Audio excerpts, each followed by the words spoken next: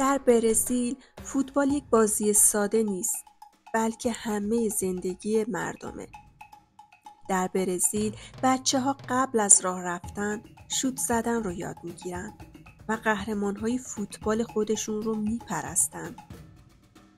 در هند هم کریکت میتونه همه هند رو تعطیل کنه و خیابون‌ها رو کاملا ساکت کنه.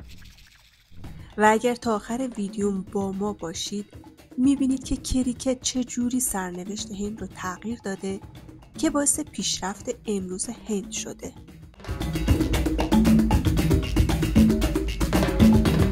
تیم ملی برزیل معروف به سلسائو پر افتخارترین تیم ملی فوتبال جهان است.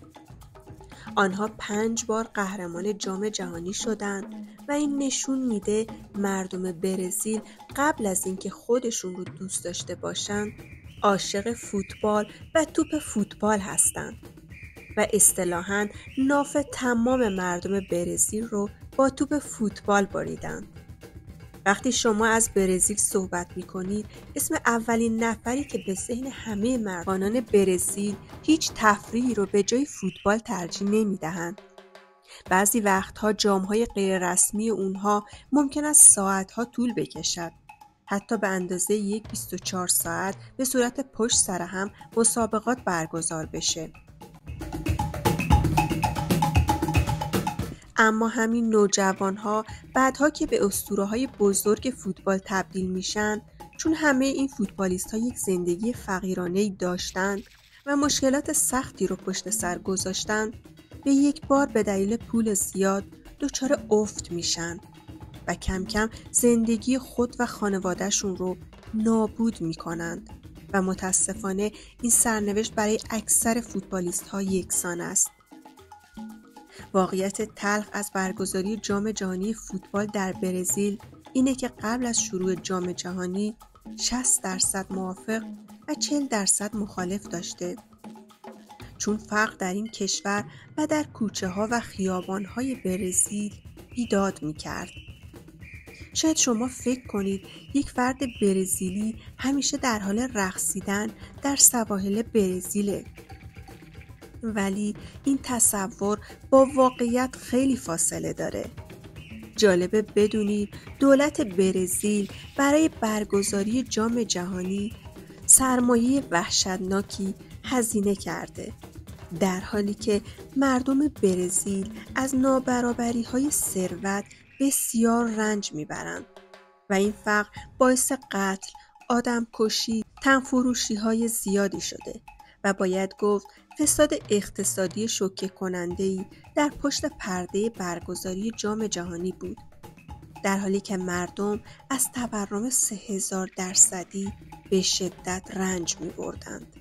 بله عزیزان، قبل از گفتن ادامه ویدیو شما عزیزان با سابسکرایب کردن کانال ما انرژی لازم برای ساخت ویدیوهای جذابتر رو به ما منتقل کنید.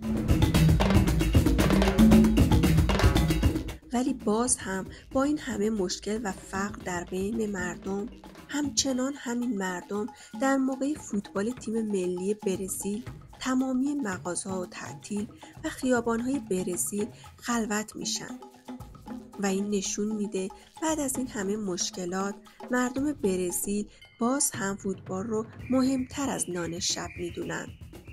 بعد از فوتبال در برزیل و مشکلات اون میرسیم به کریکت، تئاتر رویاها در هند. کریکت در هند بسیار محبوب است و یکی از پردرآمدترین ورزش‌های جهان است. کریکت در هند نماد وحدت ملت هندوستان بدون در نظر گرفتن مذهب است. طوری که اگر شما در هند از کریکت کشور دیگه‌ای تعریف کنید، خصوصا اگر اون کشور هم پاکستان باشه، باید خیلی سریع محل رو ترک کنید و توی یک خط بگم که کریکت در هند یعنی همه چیز. ورزش کریکت از نظر مردم هند یک مذهب به حساب میاد، چون این ورزش از گذشته تا کنون به معنی نقطه عطف مردم هند در هنگام مبارزه برای استقلال بوده.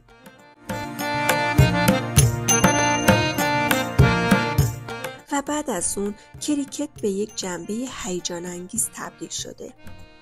یک هندوستانی همیشه دو تفریح دارد، یا در سینما مشغول فیلم دیدن هستش یا در حال دیدن کریکت در ورزشگاه‌ها.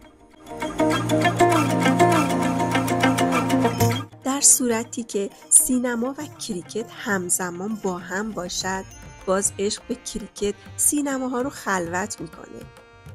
بازی‌های کریکت به دلیل پخش‌های تلویزیونی و تبلیغات گسترده و همچنین شرط‌بندی سنگین و جمعیت زیاد در هند یکی از پردرآمدترین ورزش‌های جهان است و باعث شده بازیکنان کریکت یکی از ثروتمندترین افراد جهان باشند.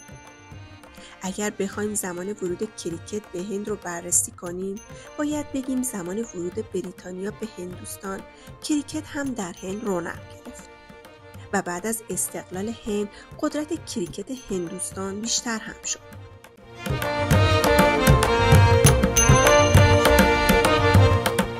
و کم کم هم کریکت در پاکستان پیشرفت کرد و کم کم هم رقابت‌های هیجان انگیزی بین این دو کشور به وجود آمد. و چون این دو کشور دارای مشکلات سیاسی بین هم بودند، هر زمان مسابقه کریکت بین هند و پاکستان برگزار می‌شد، یکی از پربیننده ترین مسابقات جهان می‌شد. حتی رکورد 988 میلیون بیننده در زمان مسابقه این دو کشور ثبت شده که حتی این رکورد در فوتبال که یکی از محبوب ترین ورزش‌های جهان است ثبت نشده. ولی وجه تشابه کریکت در هند با فوتبال در برزیل این است که مردم هر دو کشور با فقر دست و پنجه نرم می‌کنند. امیدوارم از این ویدیو لذت برده باشید.